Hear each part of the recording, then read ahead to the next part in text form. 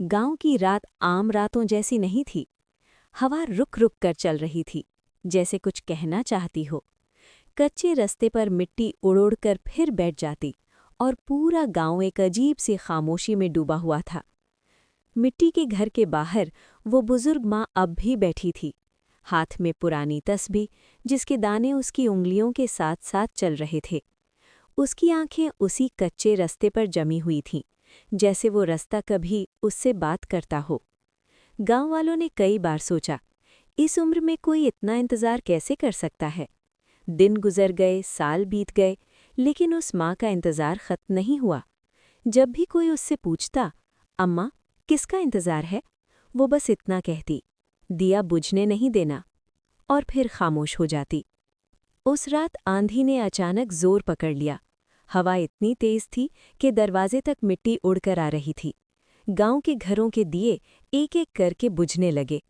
अंधेरा धीरे धीरे हर चीज को निगल रहा था, जैसे रोशनी से कोई दुश्मनी हो। मगर उस घर में एक छोटा सा दिया अब भी जल रहा था।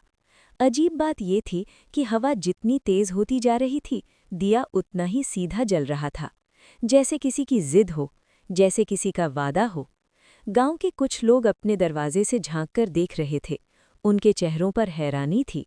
उनके दिल में एक ही सवाल था, क्या ये दिया सिर्फ रोशनी है या किसी की उम्मीद। तब अचानक कच्चे रास्ते पर कुछ टूटने की आवाज़ आई, जैसे किसी का पांव फिसला हो, जैसे कोई थक कर गिर पड़ा हो। माँ की उंगलियों ने तस्बीह को जोर से पकड़ लिया। उसका दिल तेज धड़कने लगा। उसने अंधेरे में झांक कर देखा और धीमी सी आवाज़ में कहा, बेटा तू ही है ना। अंधेरे में एक लंबा सा साया हिला। गांव वालों की सांसें रुक गईं। किसी ने धीमी आवाज़ में कहा, इस वक्त कोई जिंदा इंसान नहीं आ सकता। साया कदम कदम आगे बढ़ा। उसकी चाल में दर्द था और सांसों में बहुत थकान, जैसे हर कदम उसके लिए जंग हो।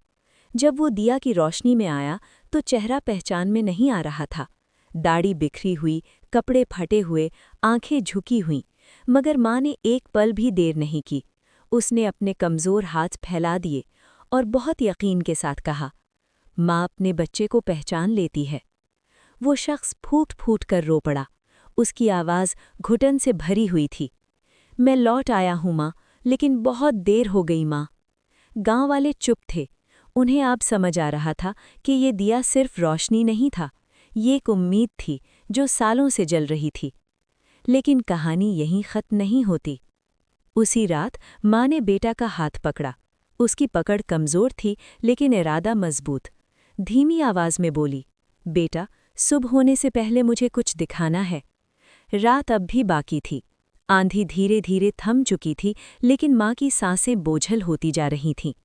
वो बेटा को घर के पिछले हिस्से की तरफ ले चली। वहाँ मिट्टी की दीवार के साथ एक पुराना सा संदूक पड़ा था, जिस पर वक्त की धूल जमी हुई थी। संदूक खोलते ही अंदर से कुछ पुराने कागज निकले, एक छोटी सी जूती और एक पुरानी तस्वीर। तस्वीर में बेटा बचपन का था, माँ के गले लगा हुआ, और पीछे लिखा था, अगर तू वापस आए तो माँ जिंदा होगी। बेटा का जिस्म कांप उठा। उसने माँ की तरफ देखा। माँ की आंखों में आंसू थे, लेकिन चेहरे पर अजीब सा सुकून।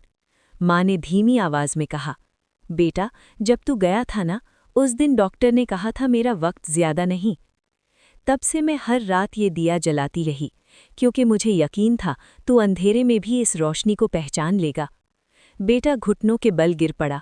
उसकी आवाज़ रो रो कर टूट रही थी, मैं बहुत देर कर आया माँ। माँ ने उसका सर अपनी गोद में रखा, हल्की सी मुस्कुराहट के साथ बोली, तू आ गया, बस यही काफ़ी है। उसी पल माँ की उंगलियों से तस्बीह फिसलकर गिर गई और दिया धीरे धीरे बुझ गया। गांव की सुबह हुई, सूरज निकला, पर उस घर में खामोशी थी। दरवाजे पर बेटा अकेला बैठा था। उसकी आंखों के सामने वो दिया रखा था जो अब कभी नहीं जलेगा।